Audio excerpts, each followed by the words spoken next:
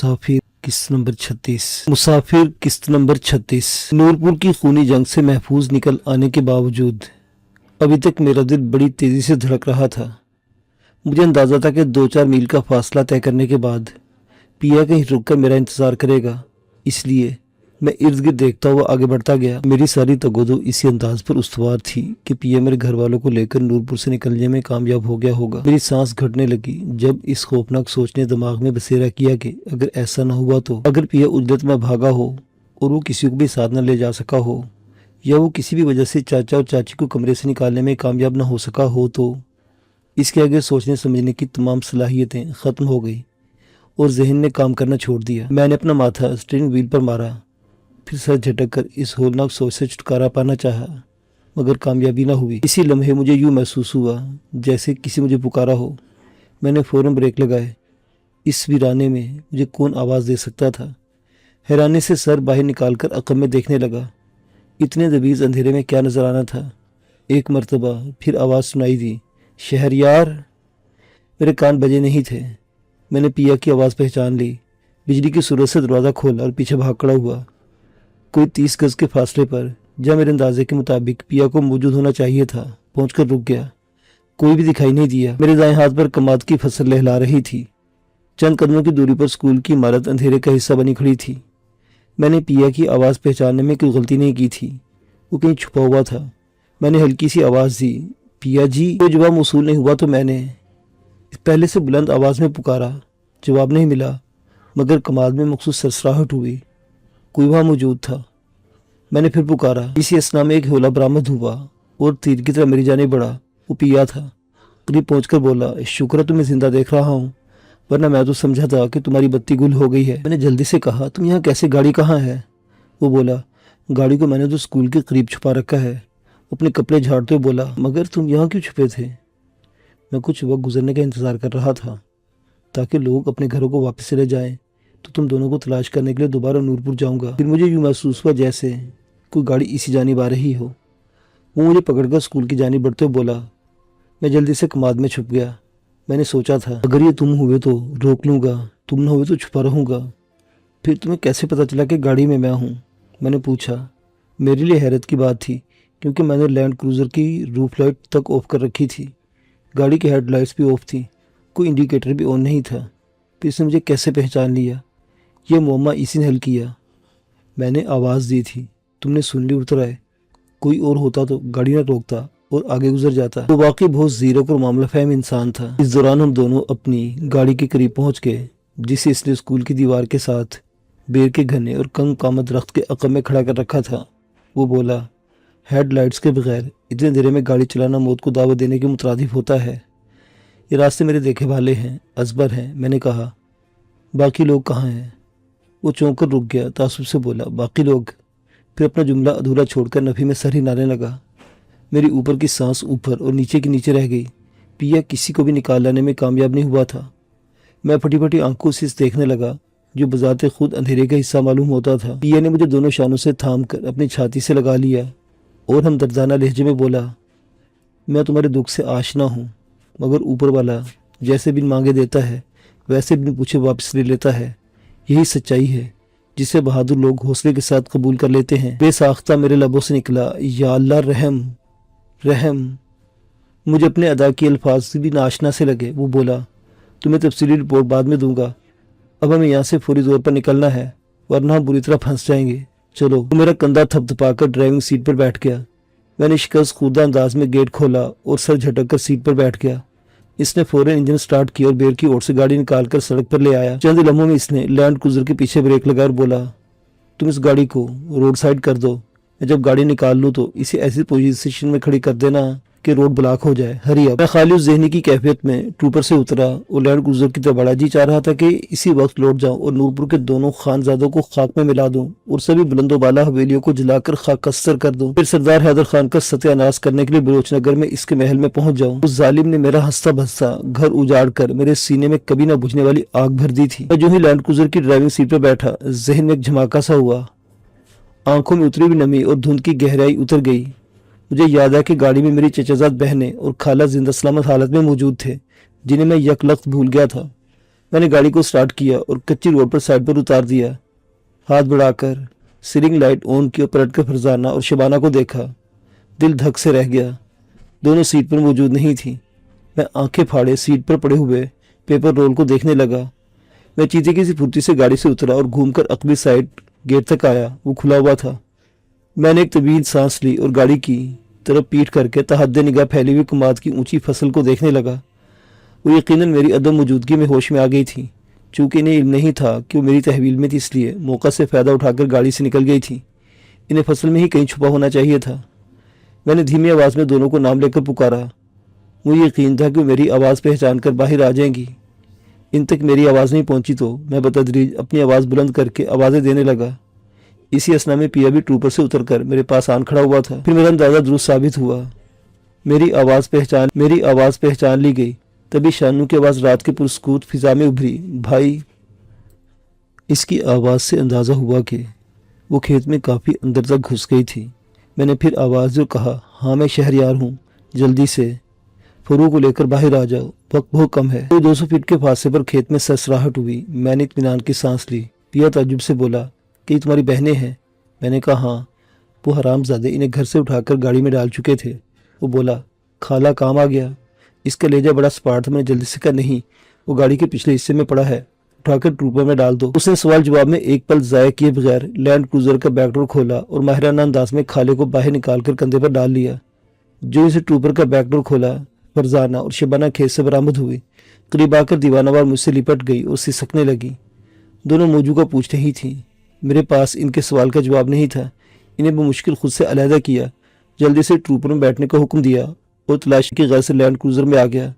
टार जो छत में लगी धुंधली बत्ती की रोशनी में मैंने चंद ही लम्हों में गाड़ी खंगाल दी। सिवाय पेपर रोल के कोई भी कारामद चीज़ भी नहीं मिली। मैंने बगैर किसी वजह से रोल उठाया और पिया के गुजरने के बाद गाड़ी को सड़क पर तिरछा करके इंजन बंद करके नीचे उतर आया।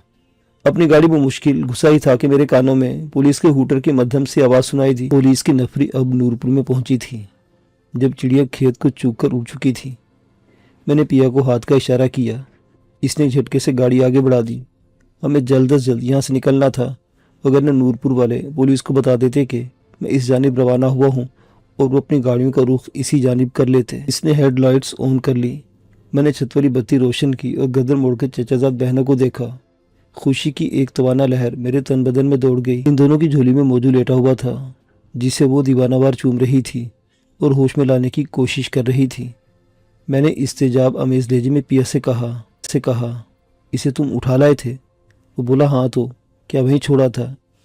इसके कपड़े मिट्टी के तेल में लुथरे हुए थे। अगर मुझे थोड़ी सी देर हो जाती तो इसे आग लग जाती। वो आम से लहजे में बोला, ये तुम्हारा छोटा भाई है ना?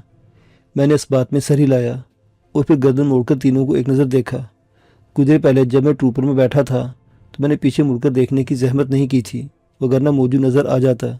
पिया बोला, ख्याल रखना हम भटकर किसी और जानिब न निकल जाए। मैंने हेडलाइट्स की रोशनी में आगे देखा और कहा, इसमें से कोई सड़क नहीं निकलती, सीधे चलते जाओ। कुछ ही आगे जाकर ये पक्की सड़क ख़त्म हो जाएगी, सोलंग शुरू हो जाएगी, वो भी 1.5-2 मील के बाद कच्चे और ऊंच नीचे रास्ते में तब्दील हो जाएगी। इसने पूछा, खाले को क्या हुआ? कोई जख्म तो नहीं है? होश में आएगा तो बताएगा इस पर क्या गुजरी है। मैंने कहा कि तुमने चाचा और चाची को नहीं देखा वहाँ?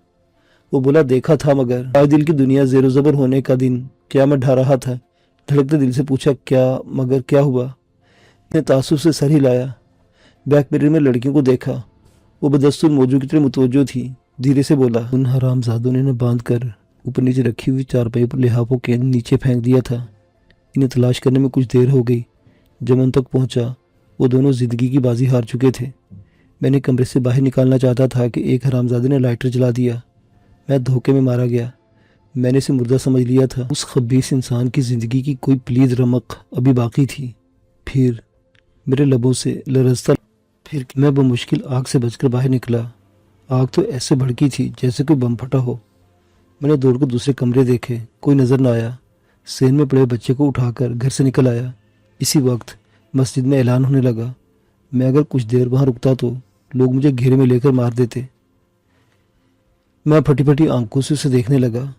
मेरी हालत बड़ी अजीब हो रही थी। मैं मौजू, फरजाना और शानों के जिंदा बचने पर इत्मीनान की सांस फेफड़ों में उतारता चाचा चिराग और चाची की बेबसी की मौत का मातम करता। पिया ने हाथ उठाकर बत्ती ऑफ कर दी। उस पाट लहजे में बताने लगा, मैंने गाड़ी बड़ी हवेली के करीब रोककर कुछ देर तुम्हारा इंतजार किया। तुम नहीं आए तो मैं समझ गया कि तुम फंस गए हो या शूं हो गए हो, और खाला भी फिनिश हो गया है। और फिर वहाँ बेमकसद ठहरना खतरे से खाली नहीं था, इसलिए गांव से निकल आया। मैंने दोनों हाथ डैशबोर्ड पर रखे और अपना चकराता हुआ सर हाथों पर टिका दिया। इस गैर मुतवक्को तौर पर पेश आने वाली सूरत हाल ने मेरा जहन भग से उड़ा दिया था। दोनों बहनें मौजू को होश में ले आई थी और खुशी और शुक्र का इजहार कर रही थी। अभी ने टूट पड़ने वाली क़यामत का इल्म नहीं था। मैं चाहता था कि अपने ठिकाने पर पहुंचकर इनको दुख सहने के लिए तैयार करने के बाद यह अंदोना खबर सुनाऊंगा। इन्हें भी पता चल जाता तो वो चीख चीख कर आसमान सर पर उठा लेती। शायदू ने मेरे बाजू पर हाथ रखकर खुशी से बोली, मुझे होश में आ गया है भाई। मैंने बमुश्किल अपने उमड़ आने को बेचैन आंसुओं को रोका। दोनों सीटों के दरमियान रखी पानी की बोतल इससे थमाई और कहा, इसे पानी पिलाओ, खुद भी पी लो। वो बोली, भाई तुम कब पहुंचे थे? मैंने जवाब दिया, आराम से बैठकर बातें करेंगे, अभी जो कहा है वही करो।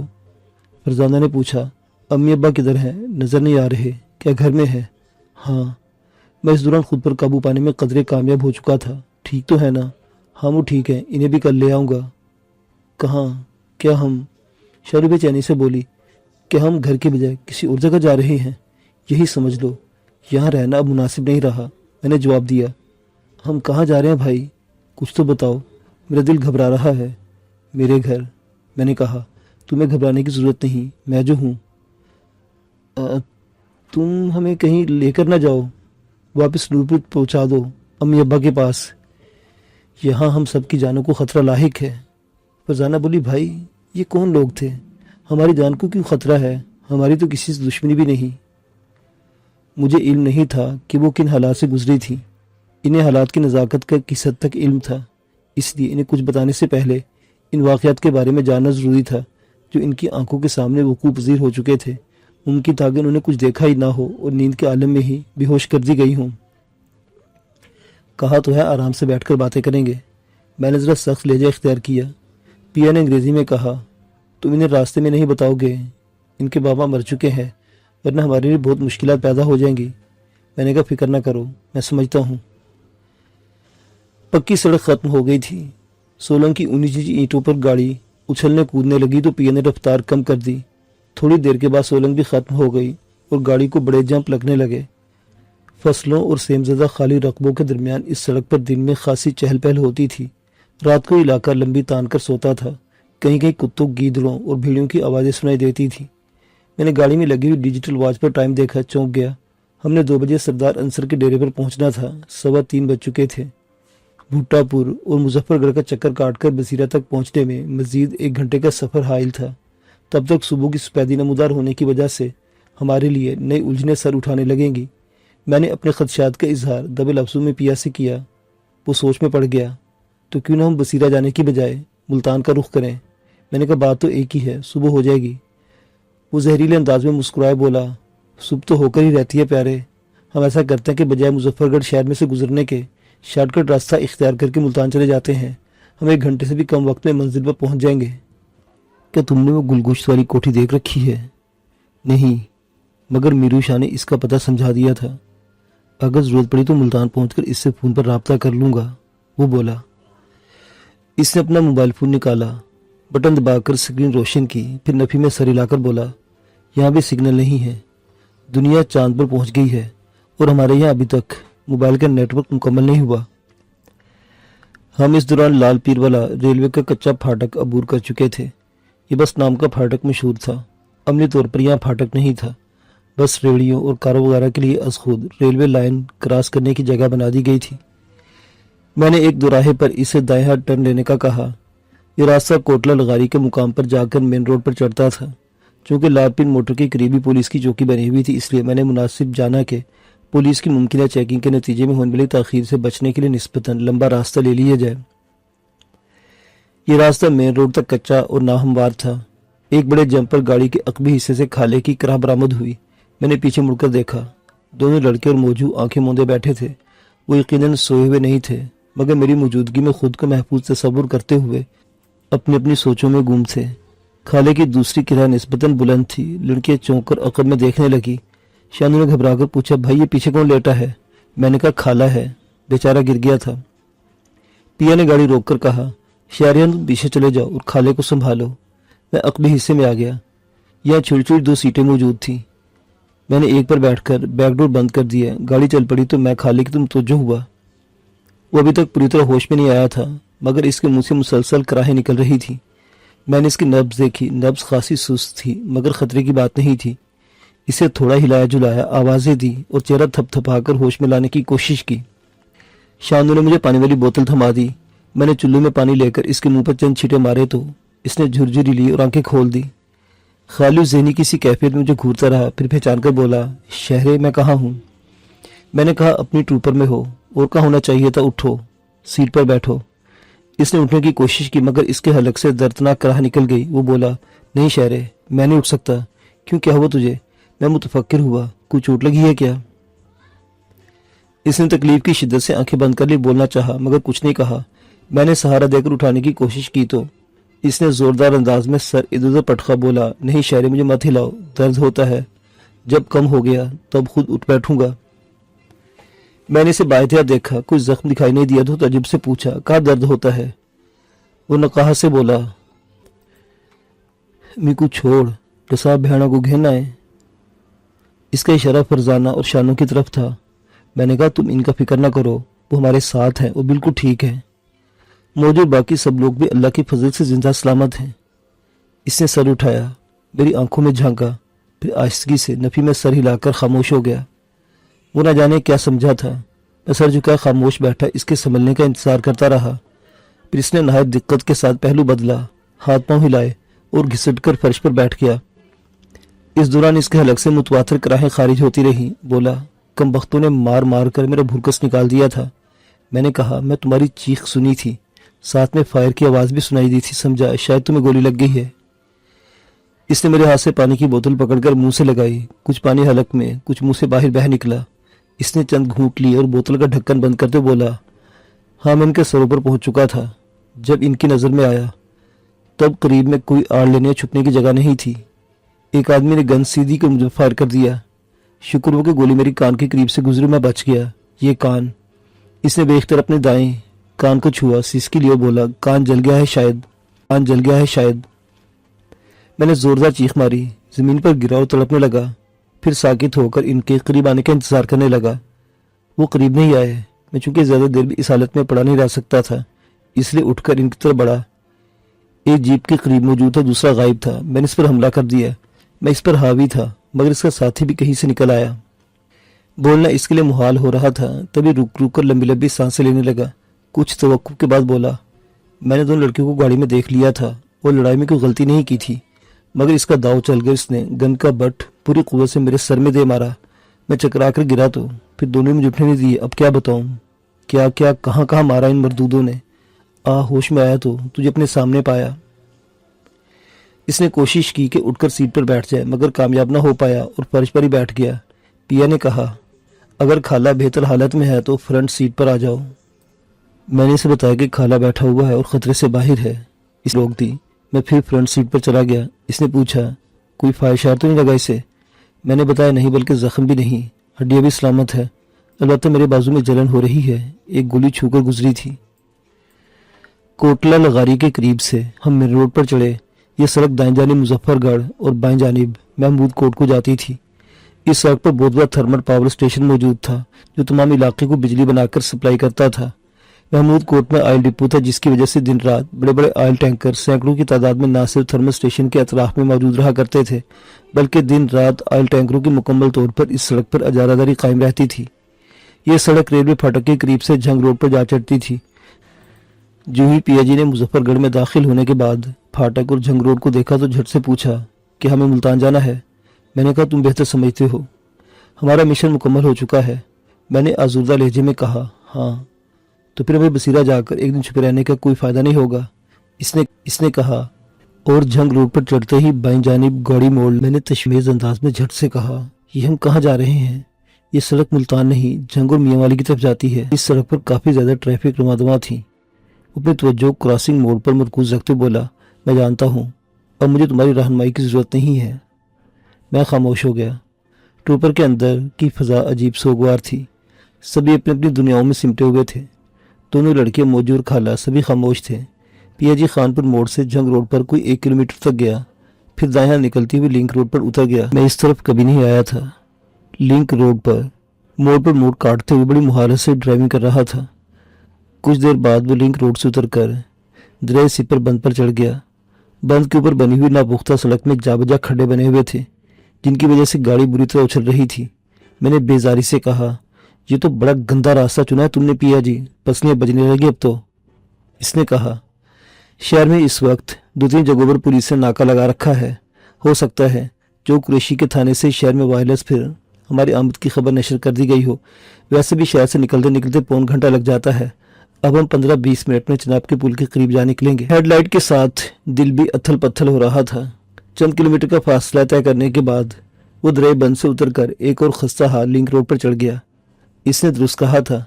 हम बमुश्किल 15 मिनट में पौन घंटे की मुसाफत तय करने के बाद महमूद टेक्सटाइल मिल के करीब मुल्तान रोड पर चढ़ गए। मुजफ्फरगढ़ शहर पीछे रह गया था। इसने मोबाइल फोन निकाला और मीरूशा का नंबर मिलाया तो फौरन ही राब्ता हो गया। पिया ने मुख्तसरन रिपोर्ट देने के बाद कहा, अब हम चनाब पुल के करीब पहुंच चुके हैं, क्या हुक्म है? हम गुल गश्त कॉलोनी वाले मकान की तरफ जाएं या मैडम की कोठी की तरफ? मीरूशा की बात सुनकर बोला, शाह जी आप ठीक कहते हैं, मगर हमारे लिए बसीरा जाना खतरे से खाली नहीं था, तभी मैंने मंसूबे में तब्दीली। इसके बाद मीरूशा ने काट दी और नई हदायत देने लगा। पिया गौर से सुनता रहा, फिर यस सर कहकर फ़ोन बंद करते मुझसे मुखातिब होकर बोला, हम गुलगश्त कॉलोनी वाली कोठी पर जा रहे हैं। मुझे खदशा है कि इसमें फर्नीचर वगैरह नहीं होगा। रात का बकिया हिस्सा तुम लोगों को फर्श पर गुजारना पड़ेगा। मैंने मुतफक्किर होकर पूछा, क्या वहाँ कोई मौजूद होगा? मेरा मतलब है अगर वहाँ कोई मौजूद नहीं है तो फिर ताला लगा होगा और हमारे पास चाबियाँ भी नहीं है। मीरूशा ने कहा कि हम जब 9 नंबर चुंगी पर पहुंचे इसे मिस कॉल दे दें, वो वहाँ पहुँच जाएगा। इसे ये तो बताया। मुझे तसल्ली हुई कि मीरूशा न सिर्फ मकान खोल देगा बल्कि वो हमारे लिए सोने का बंदोबस्त भी कर देगा। इससे बईद नहीं था कि इसने पहले से ही तमाम बंदोबस्त कर रखा हो। खाले के खांसने और मौजू के खराटों की आवाज़ें गाड़ी में गूंजने लगी। इस वक्त हम चनाब का पुल अबूर कर रहे थे। भारी गाड़ियों की 2 तरफा लाइन खत्म होने का नाम नहीं ले रही थी। 2 ट्रकों के बीच में हम चूंटी की रफ्तार से मुल्तान की तरफ बढ़ रहे थे। मुझे इम्ता के शेरशाह बाईपास तक हमें इसी सूरत हाल से नंबर 2 आजमा रहना था। वहाँ जाकर ट्रैफिक 2 रास्तों में बढ़ जाती थी। सीधी सड़क लारी अड्डा की जानिब, जबकि बाएं हाथ पर निकलने वाली शाहराह मुजफ्फराबाद और कैंट से होकर डेरा अड्डा पहुँचती थी। हमने इस सड़क पर जाना था। उस तरफ भारी ट्रैफिक की आमद और रफ्त निस्बतन कम हुआ करती थी। शेरशाह ऑयल डिपो तक ऑयल टैंकर जाते रहते थे। मेरा ज़हन बड़ी तेज़ रफ्तारी से काम कर रहा था और दरपेश आने वाले गैर मुतवक्को हालात की भट्टी में जल रहा था। मुझे रह रहकर चाचा और चाची की बेबसी और बेगुनाही की मौत का ख्याल आने लगता और एक बारगी मेरा दिल धड़कना बंद कर देता। मेरा जी चाहता था कि मैं फूट फूट कर चीख चीख कर रोऊं और दीवारों से सर टकरा टकरा कर लहू में नहा जाऊं। मेरे माँ बाप का प्यार मेरे बचपन की धुन में गुम हुआ था। चाची और चाचे के प्यार की बैसाखी पर जिंदगी रवां थी। वो इस जंग का ईंधन बन गए थे जो परवीन के अगवा से शुरू हुई थी और मेरी बगावत पर भड़क कर क़यामत का रूप धार गई थी। मैं सभी को नूरपुर से निकाल कर महफूज करने के इरादे से मुल्तान से निकला था और आधी कामयाबी आधी नाकामी माथे पर सजाए लौटा था। डॉक्टर शाहजी कहा करता था कि ज़िंदगी सेमेस्टर सिस्टम के तहत चलती है। एक सेमेस्टर में चंद मजमून चंद बाब एक साथ चलते रहते हैं। सेमेस्टर ख़त्म, सेमेस्टर का निसाब ख़त्म, नया शुरू। क्या मेरी ज़िंदगी का एक सेमेस्टर ख़त्म हो गया था? क्या नूरपुर से मैं हमेशा के लिए कट चुका था? अभी एक आस, एक वजूद, एक बंधन बाकी था। वो ग़ज़ाला का वजूद था जो अभी भी नूरपुर में थी। मैंने नूरपुर पहुंचने से पहले सोचा था कि इन दोनों माँ बेटी को साथ लाऊंगा। नूरपुर के हालात इतने गैर मुतवक्को और ज्वालामुखी की तरह तेज़ रो थे कि मुझे इनका ख्याल तक नहीं रहा था। मैं शदीद ख्वाहिश के बावजूद ना तो मुराद बख्श दीवाने से मिल सका, न डॉक्टर शाहजी से, और ना ही खाला अपने घर का चक्कर लगा सका था। मेरे हलक से एक आह खारिज हुई और मैंने सर पीछे टिकाते हुए दिली दिल में कहा, या मालिक तेरी मर्जी, मैं तेरे एहसानात का बदला नहीं चुका सकता। अगर मुझे नूरपुर पहुंचने में 10 मिनट की मामूली सी ताख़ीर भी हो जाती तो इस वक्त मेरे हाथ बिल्कुल खाली होते। चाचे चिरागदीन और चाची के साथ साथ मौजू भी राख के ढेर में दब जाता और मेरी 2 चचाजाद बहनें परवीन की तरह मेरी नज़रों से ओझल हो जाती। इनके ग़याब का तो मुझे पता भी ना चलता। या मालिक, मुझे इतनी ताकत दे के मैं अपने ख़ानदान को सिक्योर कर सकूं। बड़े ख़ान के चारों खूंखार गुंडे हमारे हाथों जहन्नुम वासिल हो चुके थे, लेकिन इन लोगों का हैदर खान से खून का नाता नहीं था कि इसके दिल पर चोट लगती, इसकी आंखें खून के आंसू रोती اور اس کے گھر سے بیان کی آوازیں اٹھتی، جبکہ مرنے والی دو بوڑھی جانوں سے ہمارا خون کا ناتا تھا، محبت اور مامتا کا اٹوٹ بندھن تھا جو بکھر چکا تھا۔ سردار حیدر خان نے دوسری مرتبہ میرے آنگن میں بین اور دل دہلا دینے والی چیخو پکار اتاری تھی۔ وہ خانزادہ تھا، اپنی معمولی سی حکم عدولی پر برانگیختہ ہو کر آپے سے باہر ہو جایا کرتا تھا۔ یہاں تو اسے پے در پہ شکست اور بیٹی کے اغوا جیسی غیرت پاش صورتحال کا سامنا تھا۔ اس کا یوں مشتعل ہو کر قتل و غارت اور کھلی سربریت پر اتر آنا میرے لیے حیرت کی بات نہیں تھی، اس کی سرشت ہی ایسی تھی۔ رات کا طلیسم ٹوٹ رہا تھا، اندھیرا اپنی بساط سمیٹنے کو تھا جب ہم ایک چھوٹی سی کوٹھی کے گیٹ پر رکے۔ گیٹ کا بغلی دروازہ کھلا ہوا تھا۔ اس نے ہارن بجایا۔ چند لمحوں کے بعد ایک اجنبی چہرے نے دروازے سے جھانکا۔ پیا نے گاڑی سے اتر کر پوچھا، میرو شاہ ہے اندر؟ اس نے اس بات میں سریرا کہا، ہاں تم لوگ اندر آ جاؤ، گاڑی یہیں کھڑی رہنے دو۔ ہم سب نیچے اترے۔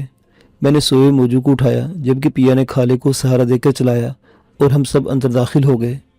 کوٹھی صاف ستھری اور جدید وضع کی تعمیر کا شاہکار تھی۔ فرزانہ اور شبانہ میرے پہلو سے جڑ کر چل رہی تھی۔ جو ہی پارکنگ عبور کر کے ہم بڑے سے چوبی دروازے کے سامنے پہنچے، مجھے احساس ہوا کہ موجو اور دو لڑکے ننگے پیر تھی۔ فوری طور پر ان کی برہنہ پائی کا سبب بھی سمجھ میں آ گیا۔ انہیں بستروں میں ہی بے ہوش کر کے اٹھا لیا گیا تھا۔ موجو کو میں نے بستر سے نکالا تھا۔ ادھیڑ عمر شخص کی رہنمائی میں چلتے ہوئے ہم ایک چھوٹے سے ٹی وی لاؤنج میں داخل ہوئے۔ دو کمروں کے دروازے کھلے ہوئے تھے۔ میں نے دیکھ کر اطمینان کی سانس لی کہ گھر مکمل طور پر فرنیچر سے آراستہ تھا۔ پیا کا خدشہ کہ ہمیں فرش پر سونا پڑے گا تحلیل ہو گیا۔ ایک 12x14 کے خوبصورت کمرے میں داخل ہوئے تھے۔ میروشا کی شکل دکھائی دی۔ وہ قدرے بیزار اور مزمل دکھائی دے رہا تھا۔ مجھے دیکھ کر بولا، اڑے او غنچے۔ عرصے بعد ماڑے کو مزے کی نیند آوے تھی۔ آہا۔ اس نے لمبی جماہی لے کر بات ادھوری چھوڑ دی، پھر سبھی لوگوں پر ایک تارانہ نگاہ ڈال کر بولا، ماڑے کو بھی یہ بتا دے کہ فیملی کے نگ پورے ہوت ہیں۔ میں نے اسے شکست خوردہ انداز میں دیکھا اور اس بات میں سر ہلا دیا۔ اس نے ادھیڑ عمر شخص کو مخاطب کر کے کہا، اوے گھوڑے، نظر سے ککرے اتر جاویں نیند کے تو رانیوں کو، اس ننے راجے کو تجھے کمرے کی شکل دکھا دے وے۔ میں موجو کو اٹھائے شبانہ اور فضانہ کو ساتھ دوسرے کمرے میں آیا۔ یہ کمرہ نسبتاً بڑا تھا۔ جہازی سائز کے بیڈ، صوفے، ڈریسنگ ٹیبل سمیت تمام فرنیچر غیر استعمال شدہ تھا، یہاں تھا کہ آج ہی خرید کر یا منتقل کیا گیا تھا۔ میں نے موجو کو بیڈ پر لٹا دیا۔ 5 بلینکٹ بیگ بیڈ کے ساتھ فرش پہ پڑے تھے۔ میں نے شانو سے کہا، یہ کمبل نکال لو اور آرام سے سو جاؤ، صبح ہو گئی ہے، 2-3 گھنٹے کی نیند لے لو۔ دونوں بہنیں بڑی بڑی نگاہوں سے کمرے کے در و دیوار کو دیکھ رہی تھی۔ شانو نے استجاب آمیز لہجے میں پوچھا، بھائی یہ تمہارا گھر ہے؟ میں نے کہا ہاں، ابھی ہم سب لوگوں کا گھر ہے۔ وہ ایک جان گسل رات کے خونی کھیل سے گزر کر یہاں پہنچی تھی۔ ان کی آنکھوں میں ابھی تک خوف اور دہشت کی پرچھائیاں لرز رہی تھیں۔ میں نے دونوں کو سینے سے لگا کر پیار کیا، دلاسا دی اور کہا، تم اپنے دلوں سے ہر خوف نکال پھینکو، یہاں کوئی تمہیں میلی آنکھ سے دیکھنے والا نہیں ہے۔ فرزانہ نے تشکیق میں نظر سے مجھے دیکھا اور بولی، ابا کہاں ہے؟ کیا اماں اور ابا یہاں نہیں آئیں گے؟ میں انہیں جا کر لے آؤں گا، تم فکر نہ کرو۔ میری شاہ کی تیز آواز سنائی دی، اڑے غنچے اور لاڈلے، جلدی سے آوے نا، ماڑے کو یہاں سے جانا بھی ہوت۔ میں نے دونوں کو خود سے علیحدہ کیا اور میرو شاہ کے پاس پہنچ گیا۔ پی اور خالہ بیڈ پر بیٹھے تھے جبکہ میرو شاہ صوفہ کم بیڈ پر ٹانگے بسارے بیٹھا تھا۔ مجھے دیکھ کر بولا، ماڑے لاڈلے کو اپنا گھر پسند آوت ہے کہ نہیں؟ میں نے ارزوزہ لہجے میں کہا ہاں۔ وہ ایک ٹنگ مجھے دیکھنے لگا، بولا، گنچا کملایا ہوت ہے پیا، خیر نہیں لاگت پر خیر ساری رپورٹ راستے میں تم دیوے گا۔ پھر میری جان رخ کر کے بولا، گنچے کتنے پیسے مٹھی میں ہوئے تیری؟ میرے پاس میڈم کی دی ہوئی جو رقم تھی وہ آدھی کمرے میں رکھی تھی جو چاچا اور چاچی کے ساتھ جل چکی تھی، جبکہ آدھی سیٹوں میں میڈم کی ریٹائرنگ روم میں پڑی تھی۔ میں نے نفی میں سر ہلایا اور تفصیل بتا دی۔ وہ بولا، کوئی بات نہ ہوئے گنچے، دل چھوٹا کیوں کرت ہے، ادھر کو آوے، یہ لے نوٹی نوٹ، ننے محل میں جس شے کی بھی ضرورت ہوئے لے خرید لے ہوئے ہے۔ اس نے چغمیز کی جیب میں ہاتھ ڈالا اور سرخ نوٹوں کی ایک گڈی نکال کر میری ہتھیلی پر رکھ دی۔ ایک جھٹکے سے کھڑا ہو گیا اور میرے کندھے پر ہاتھ رکھ کر بڑی سنجیدگی سے بولا، گنچے دکھ بندے کو مضبوط کرنے کے لیے آوت ہے، جو ڈر جاوے وہ مر جاوے، سمجھے نا؟ تیرا چہرہ بولا تھا کہ فیملی کے نگ شاٹ ہوئے ہیں، جانے والوں کا غم لازم ہوئے، پر بچ جانے والوں کی حفاظت اس سے بھی زیادہ ضروری ہوئے، ٹھیک ہے گنچے؟ اس نے میری آنکھوں میں جھانکا، چھوٹی چھوٹی گول آنکھوں میں جہاں آج تک میں نے شرارت اور ذہانت ہی دیکھی تھی، اس وقت گہری سنجیدگی اور کرب کی لہریں موزن تھی۔ مجھے سینے سے لگا کر بولا، یہ گھوڑا فوجی اختر ایک دم تھرو برگیڈ گھوڑا ہوئے ہے، کیونکہ فوج سے بکٹوٹ بھاگ کر میرے پاس آوت ہے۔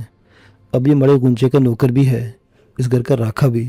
چل اب ماڑے کو اجازت دے ہوئے ہے لاڈلے میاں، چل بے پیا، چل بے کالے ٹیٹ بدماش، लाडले मियाँ को अल्लाह बेली बोले हैं। खाले ने सवालिया नजर से मुझे देखा। पिया ने कहा, तुम मेरे साथ चलो, तुम्हें कोई टीका वीका लगवाता हूँ। मीरूशाह दोनों को साथ लेकर रुखसत हो गया। मीरूशाह के घोड़े ने मेन गेट बंद किया। वापिस आकर मुद्दिबाना अंदाज में पेपर रोल मेरे हाथ में थमाते बोला, शाहजी ने दिया है, गाड़ी में रह गया था, आपके लिए चाय लाऊं। मैंने दूसरे कमरे में जाकर लड़कियों को देखा, वो दोनों जाग रही थी।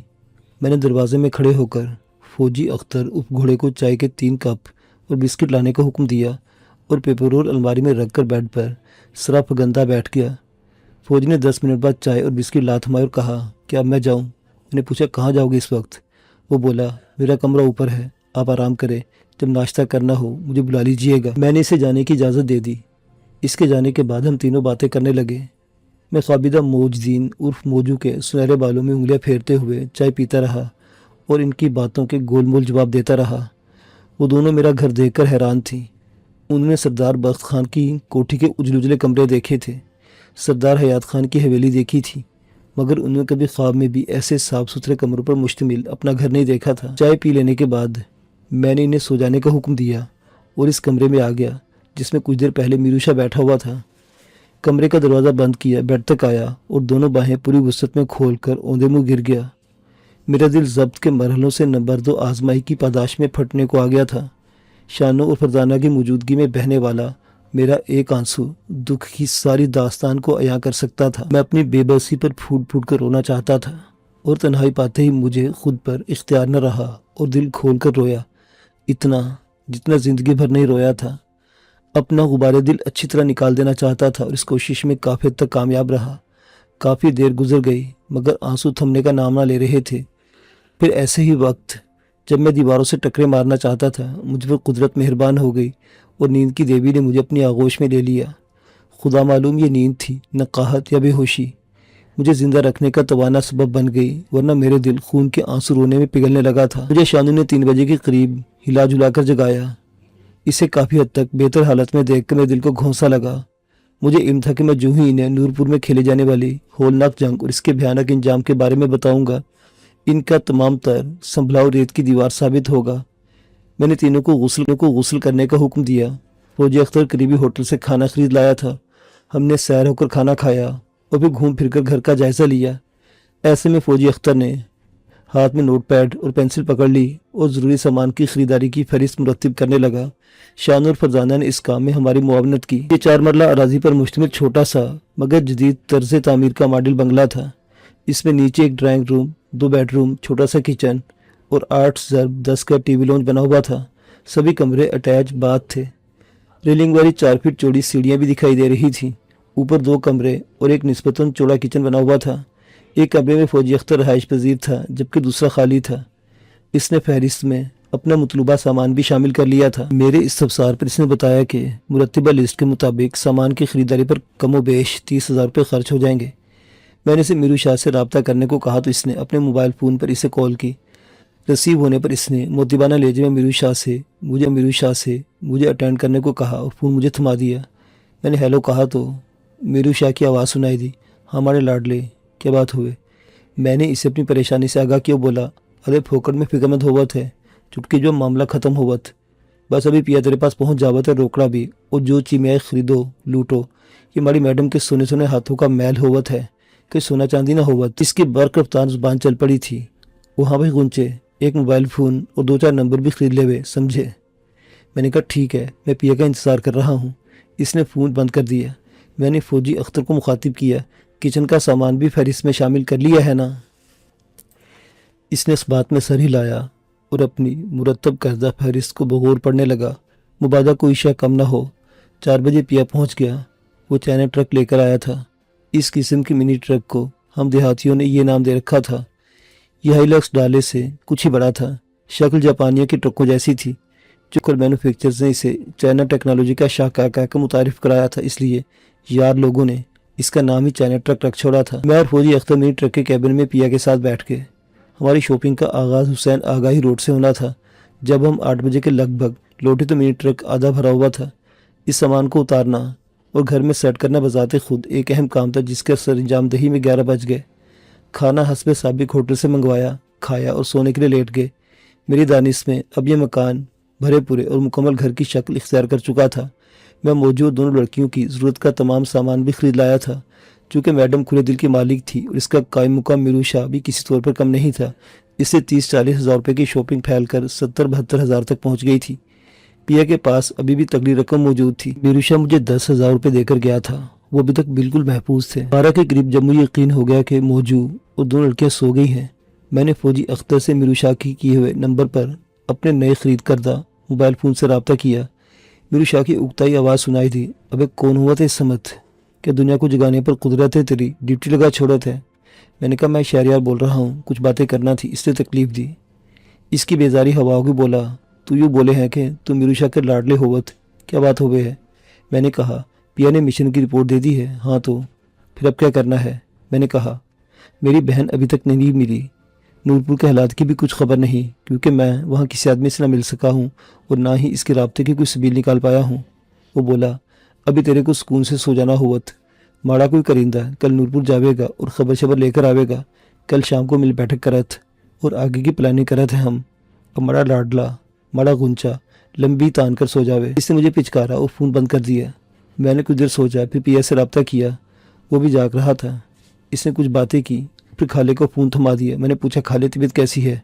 وہ بولا میں اب بالکل ٹھیک ہوں، تم سناؤ کہ تم نے انہیں بتا دیا ہے؟ اس کا اشارہ موجود دوسری لڑکیوں کی جانب تھا۔ میں نے کہا نہیں خالے، ابھی مجھ میں اتنی ہمت نہیں کہ اتنی بڑی خبر دینے کے بعد انہیں سنبھال بھی لوں، آخر بتانا تو پڑے گا ہی۔ بولا پیا سے کہہ دو مجھے کل تمہارے پاس پہنچا دے، مل کر کوئی صورت نکال لیں گے، ٹھیک ہے؟ سے فون دو۔ میں نے اسے خالے کو یہاں پہنچانے کی درخواست کیوں بولا حکم کی تعمیل ہوگی۔ ابھی ہم ایک نیوز چینل پر تمہاری کارگزاری کے بارے میں سن رہے ہیں، تم تو یار بڑے خوفناک مجرم ہو، اپنے 4 ساتھیوں کی لاشیں چھوڑ کر اپنے چاچا اور چاچی کو قتل کر کے نورپور سے بھاگ نکلنے میں کامیاب ہوئے ہو، پولیس والے تمہارے سر پر سرہ سجانے کے چکر میں پڑے ہوئے ہیں۔ میں دنگ رہ گیا، حیرت سے بولا کیا کہہ رہے ہو تم؟ اس نے کہا صبح کا اخبار منگوا کر پڑھنا اور ہاں کسی الیکٹریشین کو بلوا کر ٹی وی اور کیبل کا کنیکشن چالو کروا لینا، آدمی کا جنرل نالج بہتر ہو جاتا ہے۔ Okay good night dear. Phone بند کر کے میں سوچ میں پڑ گیا۔ میں نے یہ تو سوچا نہیں تھا کہ ایسا بھی ہو سکتا ہے۔ ایک تو میرے چاچا چاچی کا قتل کر دیا گیا تھا، متضاد یہ کہ ان کے قتل کا الزام مجھ پر ہی عائد کیا جا چکا تھا۔ میرے خونی دشمنوں کو میرا ہی ساتھی قرار دے کر مجھے اشتہاری مجرم بنایا جا رہا تھا اور میں سوائے کوڑنے کے کچھ نہیں کر سکتا تھا۔ مجھے میڈم کی عجب موجودگی کا قلق ہوا، اگر اس وقت یہاں موجود ہوتی تو شاید ایسا نہ ہونے دیتی اور کوئی نہ کوئی توڑ کر دیتی، اور کوئی نہ کوئی توڑ